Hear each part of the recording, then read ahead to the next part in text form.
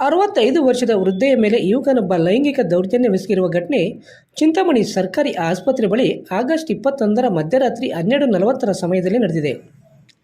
ಚಿಂತಾಮಣಿ ಸರ್ಕಾರಿ ಆಸ್ಪತ್ರೆಗೆ ಚಿಕಿತ್ಸೆಗೆ ಬಂದು ಆಸ್ಪತ್ರೆಯ ಆಕ್ಸಿಜನ್ ಪ್ಲಾಂಟ್ ಬಳಿಯ ಶೆಡ್ನಲ್ಲಿ ಮಲಗಿದ್ದ 65 ವರ್ಷದ ವೃದ್ಧೆ ರೋಗಿಯ ಮೇಲೆ ಆಸ್ಪತ್ರೆಗೆ ಚಿಕಿತ್ಸೆಗಾಗಿ ಬಂದಿದ್ದ 24 ವರ್ಷದ ಇರ್ಫಾನ್ ಎನ್ನುವ ಯುವಕ ಲೈಂಗಿಕ ದೌರ್ಜನ್ಯ ನಡೆಸಿರುವ ಘಟನೆ ಆಗಸ್ಟ್ 21ರ ಮಧ್ಯರಾತ್ರಿ 12:40 ಸಮಯದಲ್ಲಿ ನಡೆದಿದ್ದು, ಆರೋಪಿಯನ್ನು ಚಿಂತಾಮಣಿ ನಗರದ ಹೈದರಾಳಿ ನಗರದ ಇರ್ಫಾನ್ ಎಂದು ಗುರುತಿಸಲಾಗಿದೆ.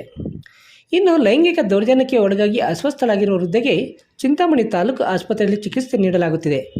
ಈ ಕುರಿತು ಸರ್ಕಾರಿ ಆಸ್ಪತ್ರೆಯ ಆಡಳಿತ ವೈದ್ಯಾಧಿಕಾರಿ ಡಾಕ್ಟರ್ ಸಂತೋಷ್ ಕುಮಾರ್ ಅವರು ಚಿಂತಾಮಣಿ ನಗರ ಠಾಣೆಯ ಪೊಲೀಸರಿಗೆ ದೂರು ನೀಡಿದ್ದು, ಪೊಲೀಸರು ಆರೋಪಿಯನ್ನು ಬಂಧಿಸಿ ಸ್ಥಳಕ್ಕೆ ಭೇಟಿ ನೀಡಿ ಸ್ಥಳ ಪರಿಶೀಲನೆ ನಡೆಸಿ ಪ್ರಕರಣ ದಾಖಲಿಸಿಕೊಂಡು ಮುಂದಿನ ಕ್ರಮ ಕೈಗೊಂಡಿದ್ದಾರೆ.